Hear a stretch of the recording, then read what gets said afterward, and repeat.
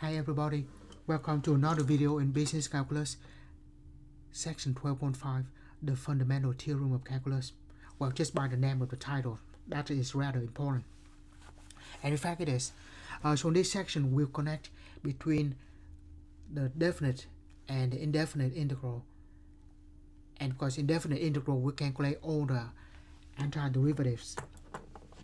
So, fundamental theorem of calculus, it says that the definite integral can be evaluated by finding any antiderivative, evaluate at the endpoints, and subtract them.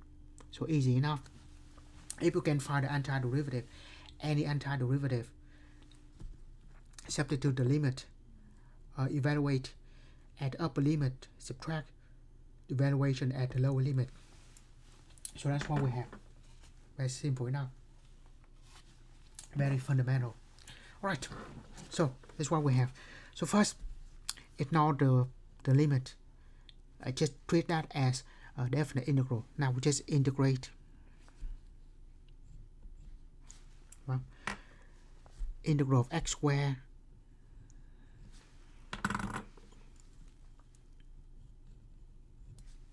is x cubed over 3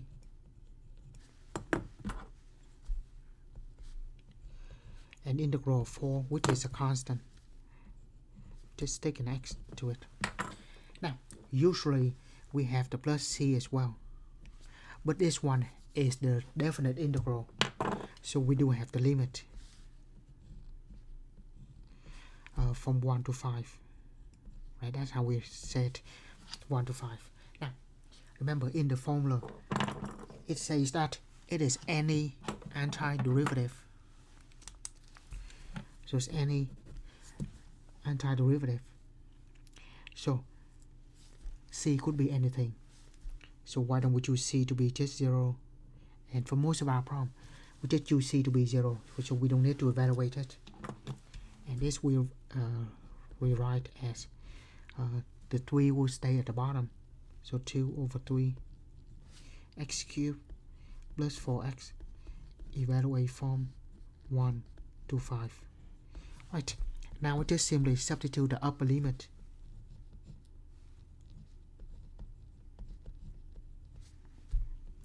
Which is 5.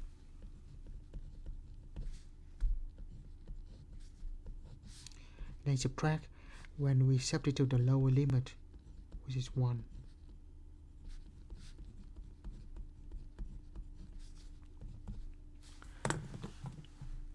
Right. So,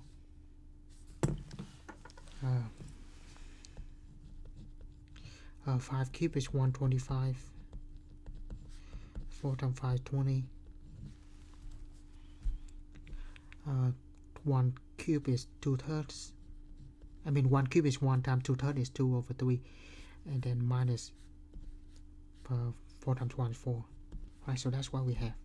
Now, 2 times 125, that's 250 over 3 plus 20 minus 2 over 3 minus 4.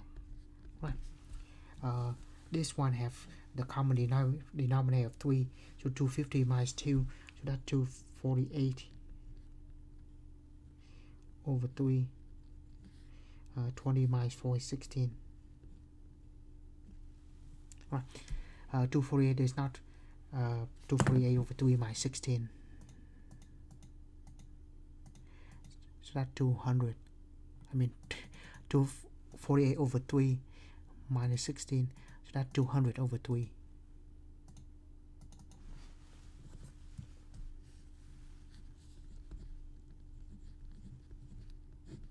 Right, so it's easy enough.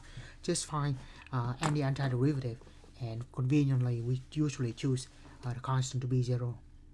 Right, now the nice thing about definite integral is, only definite integral, we can use a calculator to check our answer. Just hit math, go down where it says this option, and we just enter exactly as we see it from 1 to 5, and the integral to x squared plus 4 the variables x.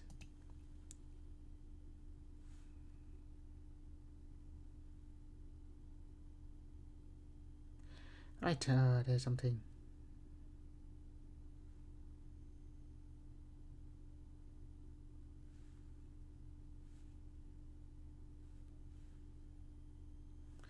Okay.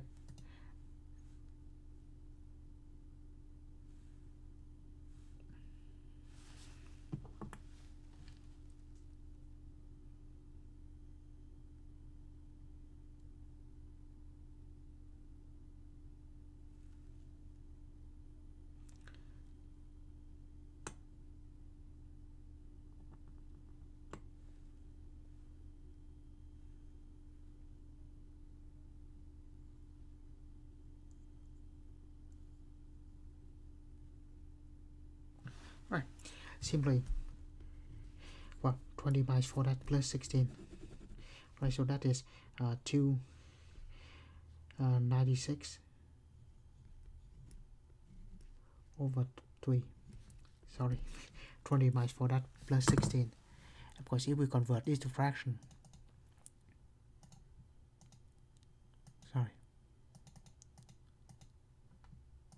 this convert to fraction, 296 over 3. Right, that should be plus 16. Sorry about that. Right, so just find any antiderivative. Conveniently, just choose a constant to be 0. To just integrate and then evaluate the limit and then subtract them. So very straightforward, right? Now, integrate e to the x. Before that, let's just rewrite this to the more convenient form, right? So we say 3e to the x, and then this I will say 4 times 1 over x dx. Right, this is better. Integral of e to the x is e to the x, and integral of 1 over x is ln of absolute value of x. We still have the 3 and the 4, and subtract in the middle.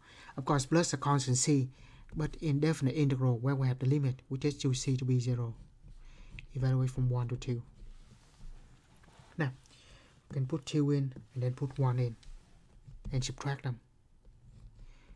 3 times e square minus 4 ln of absolute values of 2 minus, now substitute 1 into x,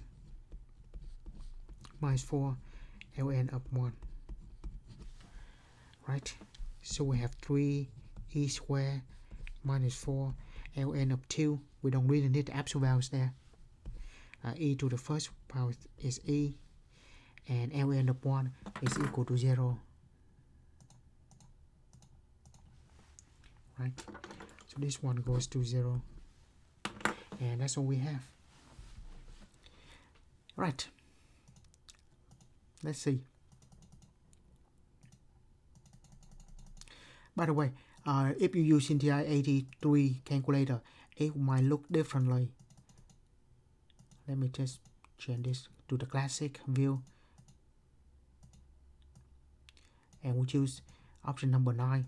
That's what you see. So don't worry, we just enter the function.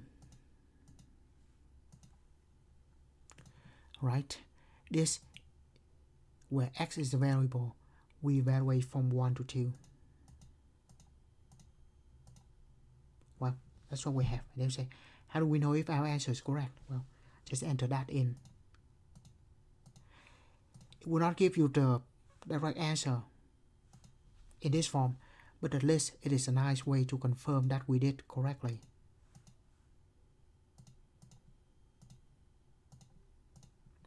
You see, that's what we have. Right, so just find the antiderivative, any antiderivative, and then substitute the limits and subtract them. Substitute the upper limit and then subtract when we substitute the lower limit. Right, now what happened when the integral required substitution. Well, that's like what we have here. I will change the calculator back to MathPrint, which is the newer version of this calculator. Right, now this, in order to evaluate, we have to use substitution, and we let u be x squared plus 10, and then we will solve for the x. Right, so let u equal to x squared plus 10. Take derivative.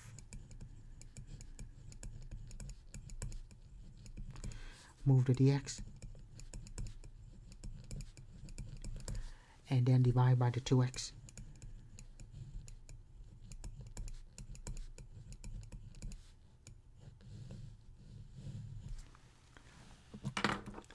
Right.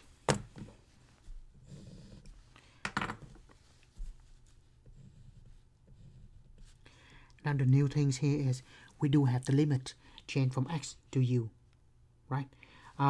This is different when we use substitution. I highly recommend that we will change from x to u as well. Right, if x originally from 0 to 1, when x equal to 0, I just keep consistent, 1 on the top, 0 at the bottom.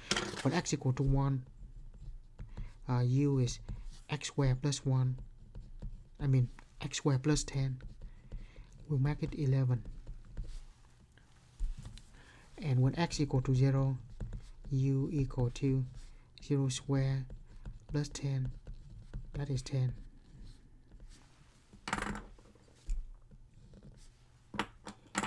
Right, now we substitute. Right, just put everything we have. X still there. X squared plus 10, well, that is u. dx du over 2x. Right, standard substitution. Now, what more we have is that x equal to 0 and x equal to 1. Now go from u to 10 to 11.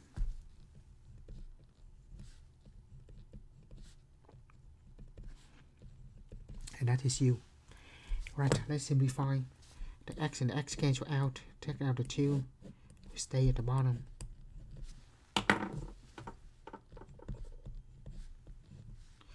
The limit now will go from 10 to 11. We have 1 over u du. Right, so that's easy enough. Integral 1 over u is ln of u. ln of absolute value of u. Still have 1/2 though. Evaluate from 10 to 11. Notice that on this problem, for substitution, usually we have to write back in terms of x, but here we have the limit for u already. Just go ahead and use that. If we want to go back to x, then we use these values. But again, I highly recommend that we find the u values and then just evaluate the u values here directly. Now we put in the upper limit, subtract where we put in the lower limit, and we really don't need the absolute values.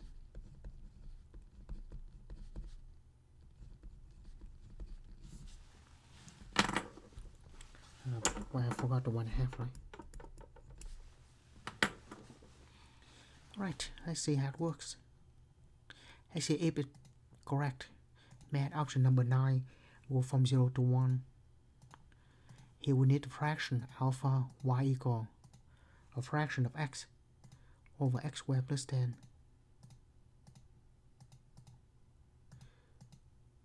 over x.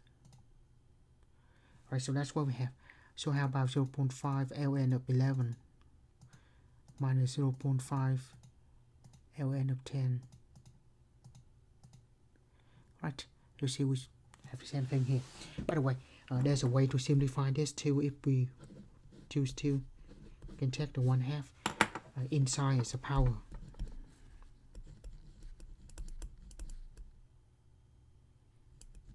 Which is equivalent to the square root. But before that, there's a subtract in the middle. We can combine them by divide.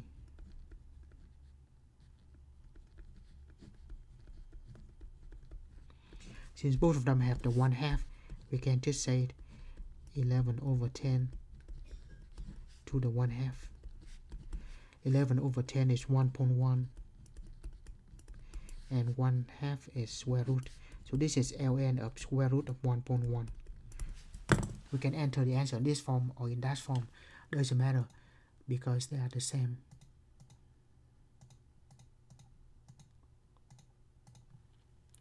Right. So that is evaluation, definite integral when we have when we use substitution. I just need to change the limit, and then we don't have to go back to x. Right, this one again is a substitution problem as well, where we let u equal to 6 minus t, and then we solve for dt.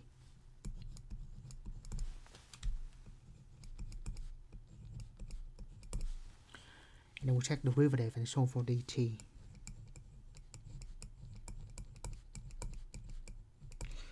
Multiply the dt, bring the negative to the other side. So that's what we have for dt. Now the limits. When x equal to 5, what is u?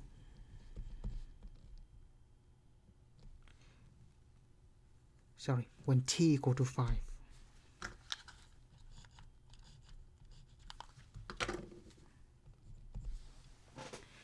Right, 6 minus t, 6 minus 5 is equal to 1. When t equal to 2, u equal to 6 minus 2 equal to 4.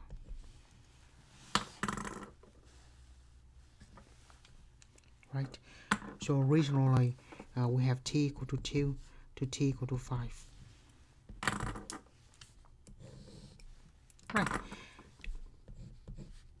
Now, the integral, when we substitute, we go from u equal to 4 to u equal to 1.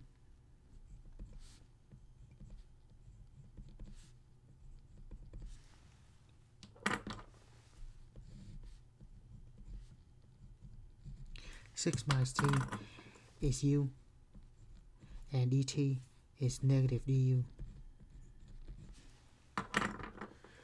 We can bring the negative outside.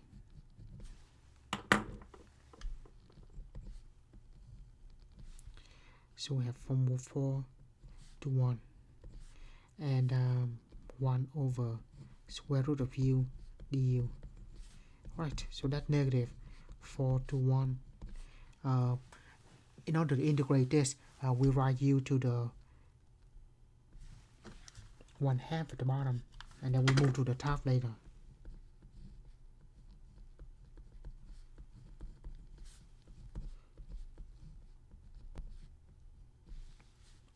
Move to the top. And then the power rule. Right, before we do that, just do one thing. Notice there's a negative.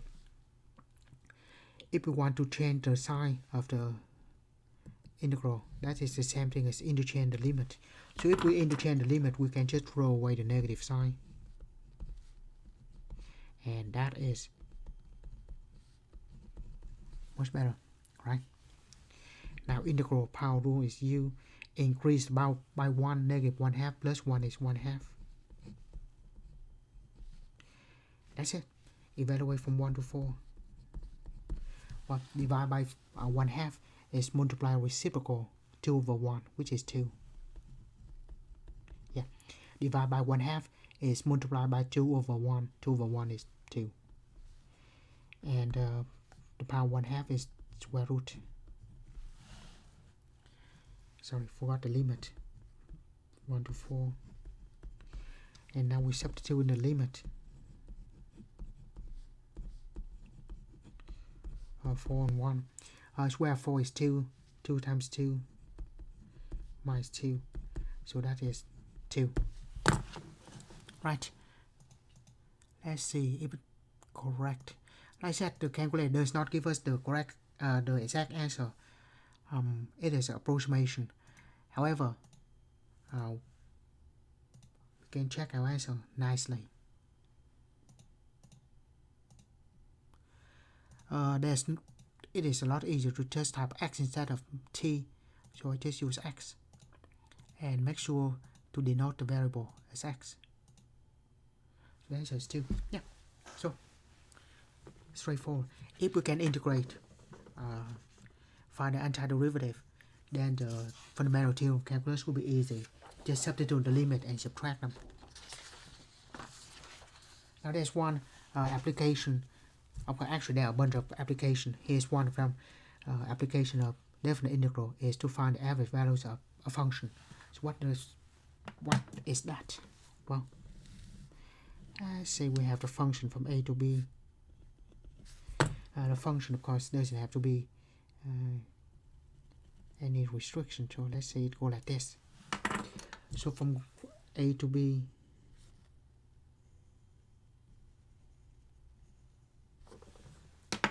we can see that the values of the function will vary from here to there, because here we have f of a and f of b, and the average values of the function is the one in the middle of a and b. Well, that's not exactly in the middle of a and b. What it actually calculates is where the point where we say that the area of this rectangle is exactly the area under the curve. So we find the average height of the function. So that we take the average height multiplied by the whole interval will be the area of that rectangle will be the same as the area under the curve. So of course we talk about average height. If most of the function below here, then the height will be lower. If most of the function higher, then it will be higher. So we find the average height. So that we take the average height, multiply the length of the interval, will give us the area under the curve. That's exactly what we have. The formula is easy. This is the area under the curve divided by the width, the length of the interval. With that, we have the average values of the function denoted by the average height. So we draw the bar on the top of it, the average values of the function. So pretty straightforward. So the average values of the function is just the definite integral divided by b minus 8, the length of the interval. Right, so we have everything.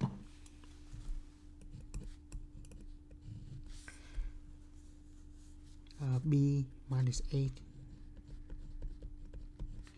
integral the function. Right, so 2 minus negative 1, so that's 1 over 3 negative 1 to 2 x minus 3x squared dx. Right, so that should be easy. 1 over 3 integral x will be x squared over 2 integral of this x cubed over 3 from negative 1 to 2.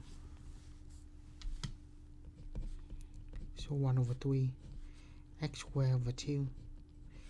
3 divided by 3 is 1. Evaluate from negative 1 to 2. So that's very easy. We just substitute the limit.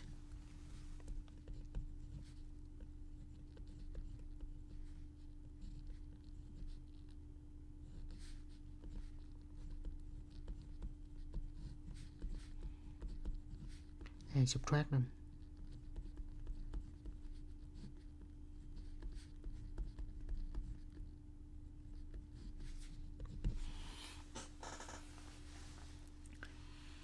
Right, so 1 over 3, 2 squared is 4, divided by 2 is 2.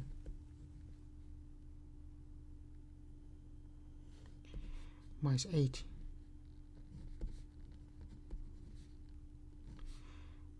That is 1/2. Minus 1 cubed is still minus 1, so that's plus 1. So this 2 minus 8 is negative 6.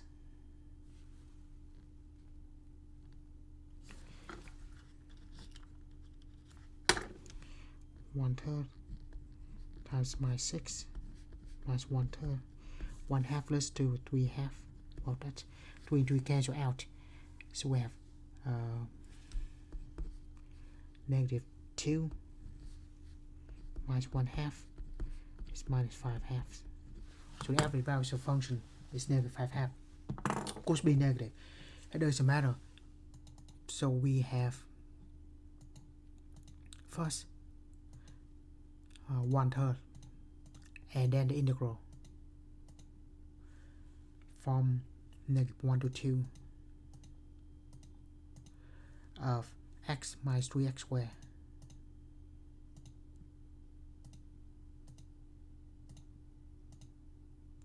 negative 2.5. Sorry. So, right. So now let's graph the function x minus 3x squared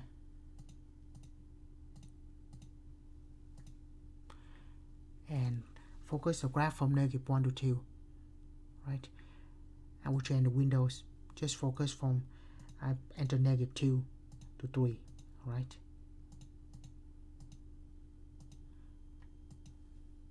Now, negative 1 to 2. Now, if I draw the average height of negative 2.5,